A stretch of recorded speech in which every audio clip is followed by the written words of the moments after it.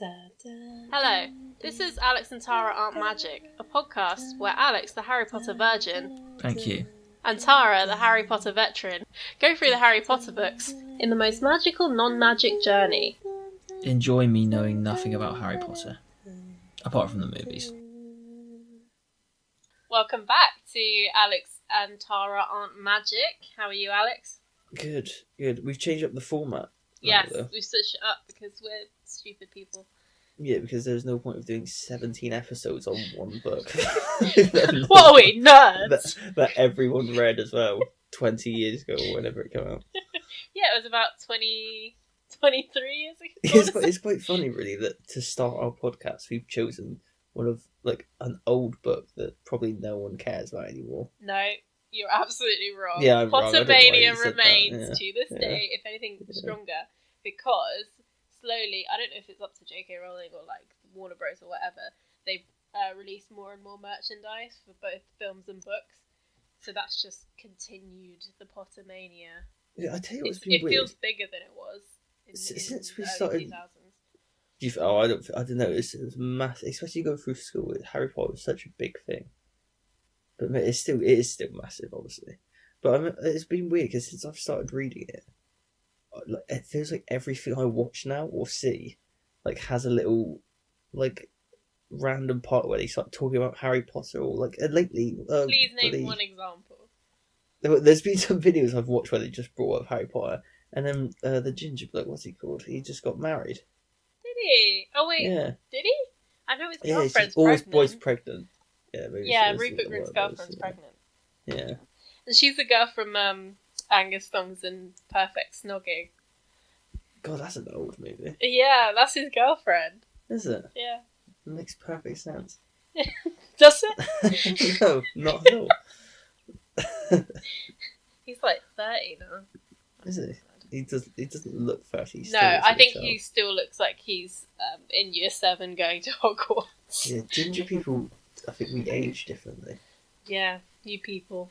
Yeah, disgusting. Right. Could you give us, what chapter are you on now? I'm on halfway through chapter 5, but we will talk about that because I feel like that's such a fun one that it's better to talk about on its own. Yeah, okay. Give us a summary then of chapter 2.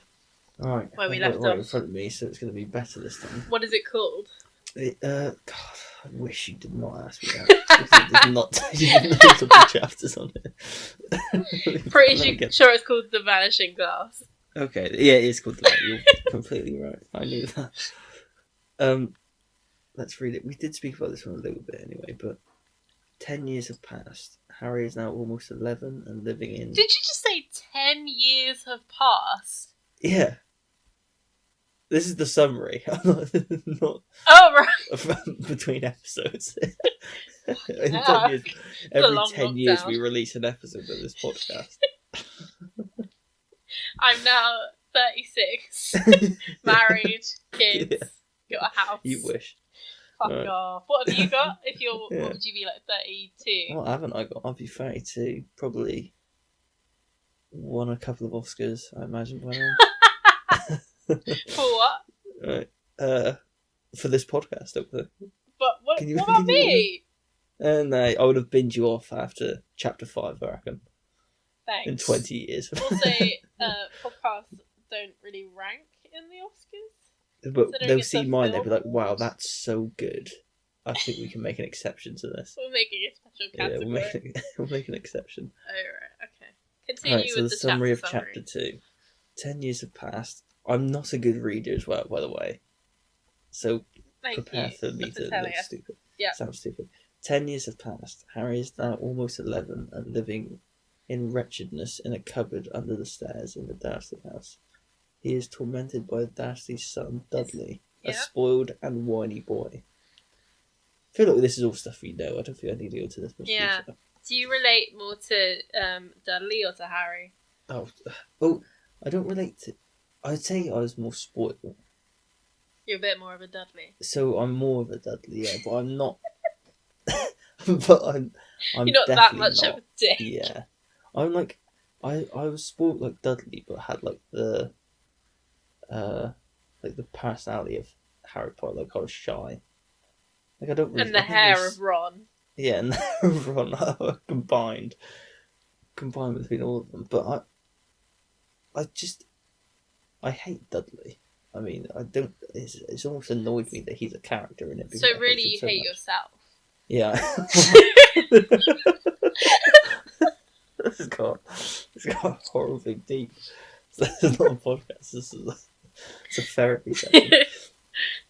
Yeah, but I see. I'm trying not to think of it at all, like the movie anymore. I'm trying to like remove that from my head, so I can just focus on what the book, like just everything on the book. Think about it. If you're 11, right, you're at school, and you know these two boys, Dudley and Harry, who are you in reality going to be friends with? Oh, Harry. Are you sure though? Because it sounds like he's really quiet and just. That's who I was boring at school because he doesn't really get a chance to blossom because he's, you know. I think that's like always been my group of friends though. Like whenever I've gone through school, it's always been the ones that like quite quiet, don't talk much, and then you all hang out as a group and you all bring your. Like, I think that's like our group now. Like I think we're all not the same in school. Michael was quite loud in school, but we were all like quite. Michael has not changed, I assume, since he's born. But me, James, Sam, Jack, and Wayne were all like quiet in school. You didn't go to school together. No, yeah, I mean, I have no idea. They could have been different, but I'm sure they were the same. What? Wayne used to be a bully. Yeah, Wayne was a bully for a few years. Yeah, that's true. But can't help it. Look at him. I'd have let him bully me. Oh yeah. Yeah. Anyway, back to Harry Potter. Instead of my beautiful bully of a boyfriend. Yeah. So he's living with the Dursleys, living under the stairs, and I believe it's Dudley's birthday. Yeah, Dudley's birthday, and they go to the zoo. And I think it's the first time because I mean they talk about obviously his hair growing back, and like when he's running away from the bullies, he's like suddenly he's on top of the roof and everything. So like there's some weird things obviously, but it's the first one where it gets like. When you're reading it, it starts to really go crazy because he's talking to this snake. Next level. And he's just but that's I know obviously it's meant to, and also just the way your brain goes, you automatically like Harry more because he's not treated as well. And the book from his point of view, so of course you're. Yeah. So of course you. But it's like when you're reading it, it's just quite nice to. Like just see, like it's weird because it's like the snake is his mate, so it's the first time you've seen Harry like have a conversation where he's got some like mutual respect, and he's not just being shouted at. Each other, yeah, it's a snake, and then it's such a strange thing, and it doesn't really make sense because it starts to bring other things into it where you're either not sure if Harry's just mental, but then he can't be because the glass disappeared and the snake went out, but it just makes it's just confusing because you don't know how big the world is. Obviously, watching the movies, I know what happens and everything after it, but from reading it, it just keeps. It's like little teasers of like it's gonna get crazy. Like it just throws you these little things just to let you know how mad the world is. Yeah, and it's kind of revealing a little bit more and a little bit more. Yeah. I think that's the good thing. It doesn't throw you in. I mean, it kind of gets crazy when it explains Hagrid dropping Harry off to Darcy's house when he's a baby. It all seems a bit crazy because Hagrid's a giant on a motorbike, and then there's a big wizard and a cat that turns into a woman. Which does sound pretty crazy when you put it like that. And then suddenly he's talking to a snake, but it just starts. I think it gets you so excited, and because I know where it goes, I cannot wait to get to Hogwarts to see the rest of it. But I think what else happened in chapter 2? Because I think it was. No, it's just the it's just a snake, isn't it? And then when he gets home, he's punished, being sent to his cupboard. I think without dinner. Because what did you think when you were first reading it, you didn't watch the movies, did you? No, I had already seen the films. Oh, you had. But when I read the first book, I think the 5th film was out. Yeah. So I was about 14. 'Cause what did you think of that chapter then? Because I do think it's still a fun read, but it was a fun read. The first chapter I feel like was like it's always interesting because it's explaining everyone and giving you information on everything. But it seemed like a weird chapter because you didn't know where it was going. Like there wasn't much substance toward that one. Are you trying to critique this chapter? I mean, yeah, like me, who never reads a book and is complaining that it's not good enough. A book for a child. Now I'm thinking about that chapter. I was thinking, yeah, actually, not much happened really. I mean, apart from the talking. Yeah, but you're not complaining about it. No, I mean, it's just more of a layer to add. I mean, clearly, it was good enough to go in the film. So. Yeah, that's true. I mean, it is a crazy scene in the film when he's talking to a snake. He's talking to a snake, and the snake is talking back. It's pretty wild. But because, yeah, I don't know. I mean, I'm trying to. I feel like I'm trying to critique it just to like. For the sake of it. Have something, yeah, just okay. have something Let's to say negative to say about it. Because I feel like all I'm going to do throughout this is just go on about how amazing it is. Okay, chapter 3. About chapter 3. What was the summary for that? Right. I can do the summary for this. Yeah, go on. So, basically the letter arrives. The letter from Hogwarts saying Harry Potter is, invited to go to school there. He's got a place. And Daddy Vernon is not very happy about that. Gets rid of it. But more and more letters keep turning up. And he has to use more and more drastic means to stop these letters. And eventually he gives up and decides to go into isolation. Relatable. But there's, right at the end of the chapter, a very loud thump at the door on their very isolated hut. What would that be? This was, I think, the most exciting chapter so far as I've been reading it. Well, like the ending of the chapter? Yeah. Yeah. Because when the letter comes through, and it's to Harry, obviously you have no idea, but you want him to just... Because so far throughout the first 3 chapters, you're just waiting for something to come so he can leave. Like right. You just escape. You're waiting for that every time, just like someone to come through, stop everything from happening, like break him out of his house, do something. And then when there's a letter, obviously it's something to do with his past, like his family, so something's gonna happen. And he never gets post, does he? Yeah, I mean to be fair, no 11-year-old gets post. So. Okay, you get post on your birthday from like your relatives. Yeah, I suppose if you're loved by your relative, you get some. But it's the suspense of it boom through, and I think the best part is when he's locked up all the doors, and then it comes down through the chimney. Chimney. That's how you say it, isn't it? Chimney. You changed it. You're like chimney and then chimney. Anyway. And it all comes down through the chimney.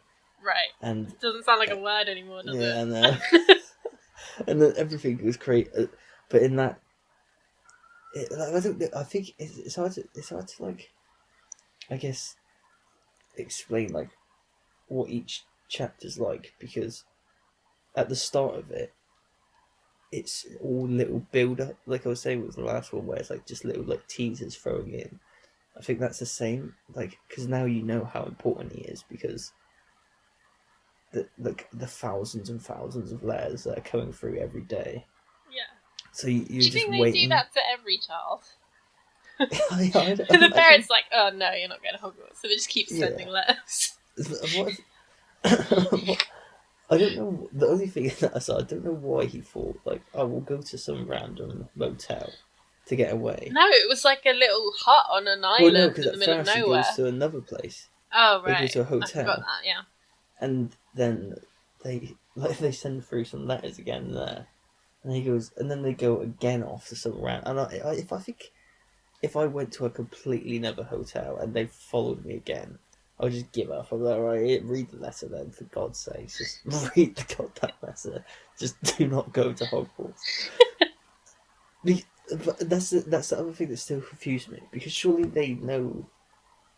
He knows what wizards. Well, obviously, What, he does, Vernon? yeah.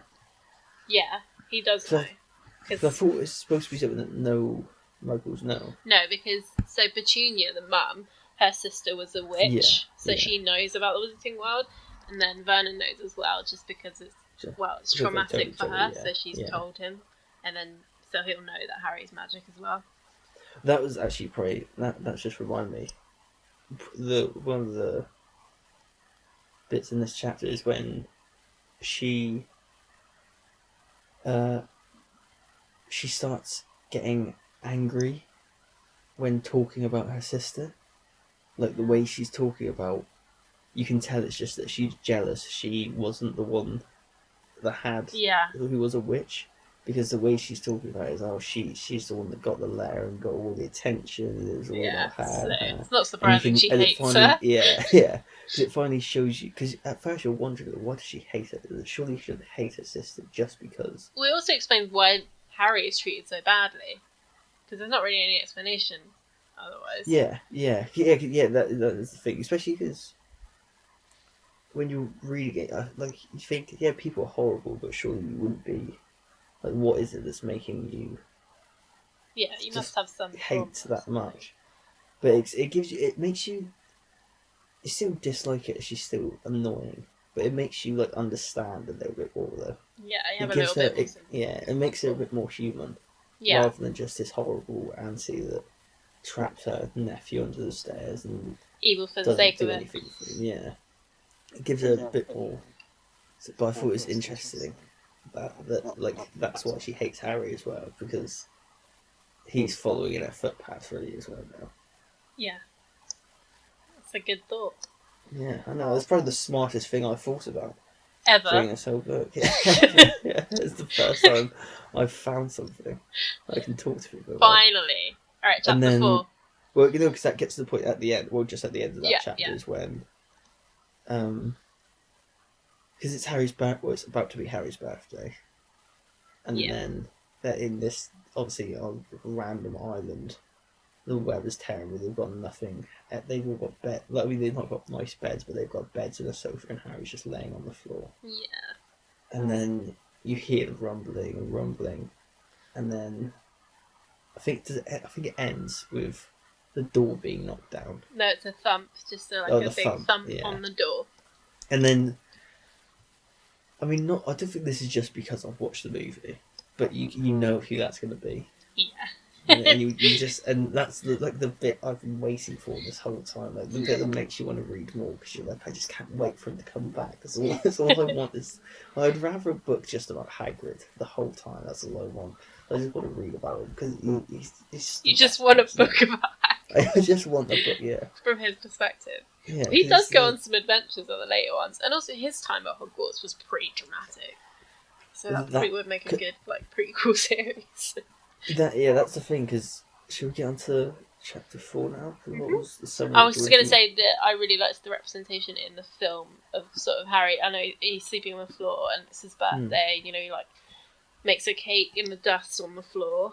Yeah. And it's a really nice scene, because he's not there pitying himself or crying or whatever. He's just it's my birthday. I'm still gonna make myself a little cake. He's talking about how he's gonna does he wake up and annoy Dudley? Like, he's just going through, because it's just now he's got to the point where he hasn't given up.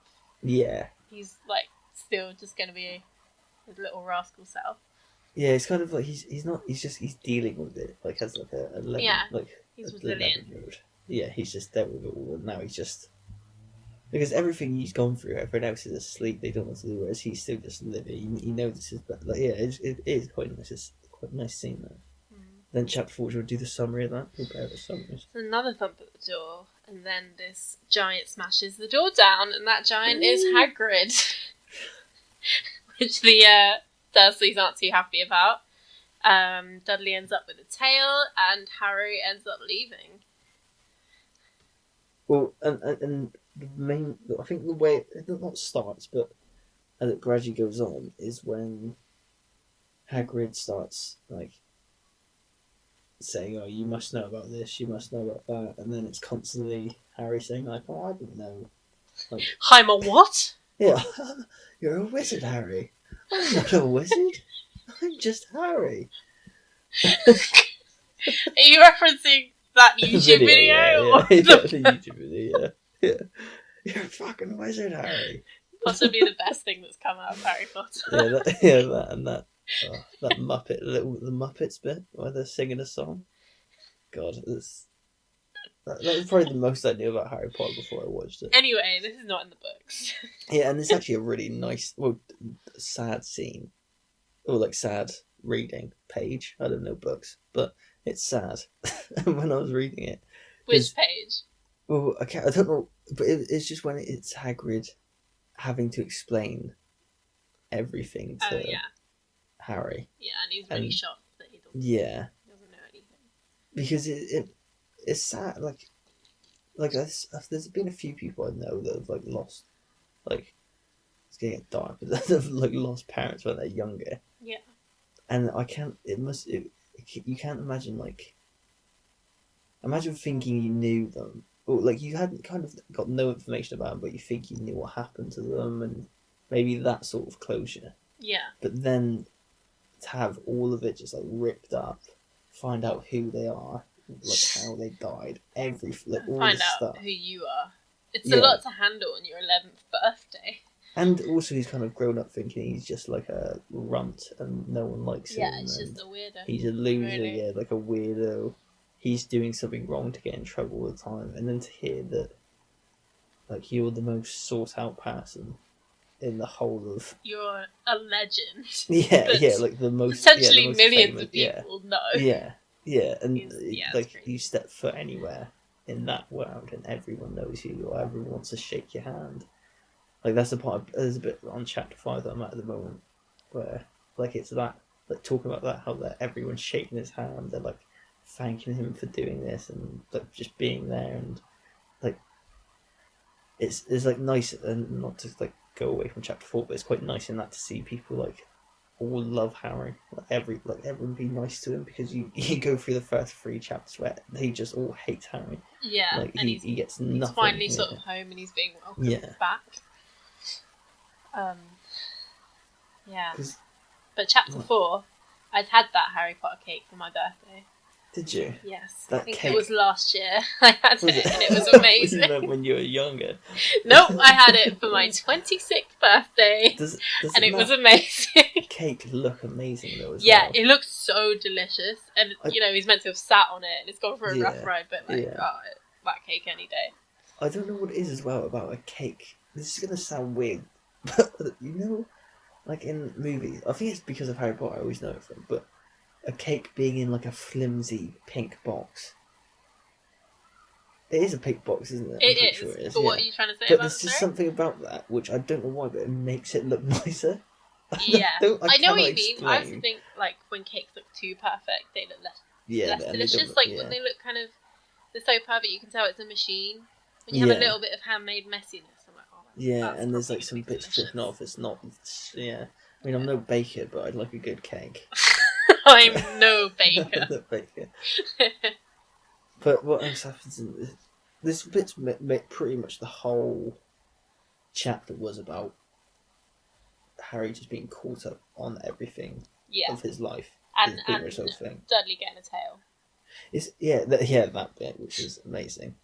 The other thing that was strange is how Uncle Vernon is so reluctant for him to go. Yeah, I don't know what he feels like he gains from Harry leaving. Like, isn't that what you want? Because you hate that child so much. Why would you not want him out of your house? But then maybe he feels that if he starts engaging with magic, it's going to come into his home. See, I thought that. I kind of thought that, but I also, in my head, it was like maybe because they know what he has, maybe they just wanted to get that out of his system so much, but they actually did love him. Because he's still like a baby that has grown up in their house. So maybe there is still this love for him, and they just wanted that.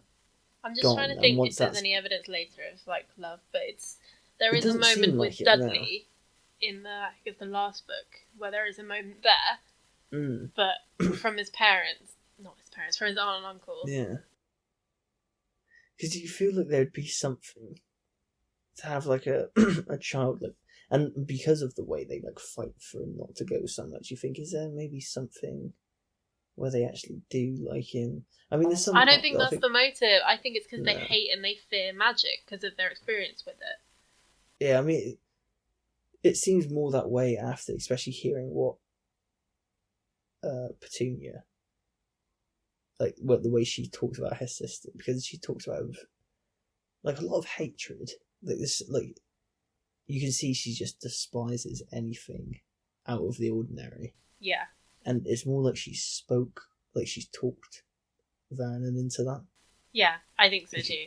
He's like, yeah. completely on that wavelength as well. So they just want absolutely nothing to do with it, and they don't want to have anything to do with it either.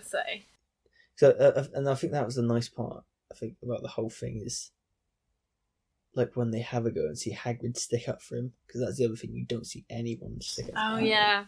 yeah. And then when they like shout and like try and get him to stay, and you see Hagrid like stand up to. I mean, it's more because they said something about Dumbledore as well, but like to see him stand up and like someone stand up. I think it's just quite nice to finally see like Harry win a bit more, and that happens in this chapter probably more than anything.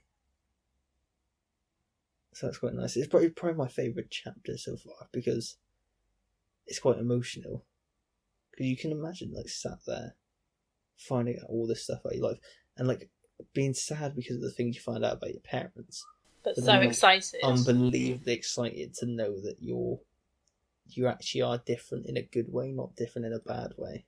But that could go really badly. If Yeah. you found out all this stuff about your past and they're telling you you're this other thing that you didn't know, you could just go crazy, or you could snap and just hate it and be like, no, I don't believe you, I don't trust you, who are you? Yeah. Well, you also, the other thing is, it's like you see that he clearly doesn't know the magnitude of who he is. Yeah, he's more just he doesn't excited. understand it yet. But like on the boat ride back, like when they're leaving, he seems like to be a bit more excited about it and just wants to ask questions. I guess that kind of is. A child probably would be like that. Yeah, because you'd be open to that kind of adventure. Yeah, you wouldn't understand the repercussions of being that famous because you have no, like, he has no. What's the word? Experience, understanding. Yeah, just understanding of it because he's not been in that, and if anything, he's been on the opposite end of it where no one wants to talk to him at all. Yeah, it's pretty drastic, but luckily the it other thing works that out. interests me, and the questions I have because I don't know it, is why Hagrid can't use magic. Right, that's something you'll find out in the fact books. That he does. Yeah, I want to know why he got expelled. Like why he got expelled. And why he can't Hogwarts, use magic, but he still does. Magic. And that makes me like him even more because it just. Do you want me to tell you? No, I don't want you to tell me. I want to find out. I don't think it will be till book 3 that you'll find out. God, I'll get through them. I want to get through these. Okay. It feels like I've been going through this a lot, by the way, and I have so much more left of this first book. And there was a part of me the other day I was thinking, do I just watch the movies? Or it's going to give up. No, it's not the same. No, it's not. That's the thing, because I'm having more fun reading them than watching them, I think. Yeah. Well, I think I might like read the first book, watch the movie, read the second book, watch the movie. Yeah, I think I might do that. You'll see the glaring differences then. Yeah. Because they come to the same conclusion, they just get there in different ways. Yeah, I think as the book's gone on a bit further, it's got a bit more, there's been a lot more differences. Right at the start, I mean, I know I'm right at the start, really, because I'm only at chapter 5, but the first couple of chapters almost felt like word for word were the same. I know they weren't, but it felt more like that. Yeah. It seemed quite similar, but alright. At the end of chapter 4, I think that's just them going off, leaving the shack, and then on to Diagon Alley. What's that chapter called? Diagon Alley, that's it. Diagon Alley. Diagonally. Which is going to be my favourite one so far. Are you sure? Definitely. Well, I mean, I say that. I feel like all of these chapters are going to be my favourite as I go on. But you're quite easy to impress, aren't you? I am very easy to impress, yeah. Good to know. Alright, well that's been episode 2. Thank you very much, Alex. Wow, that's our, I was going to say our longest episode, but it's our second one, so... We did cover 3 chapters instead of 1. 3 chapters, yeah. Is that it? Yeah. Oh, nice. Well, thank you. A third episode, I don't know how many that would be either. Cool. Alright, done. Bye.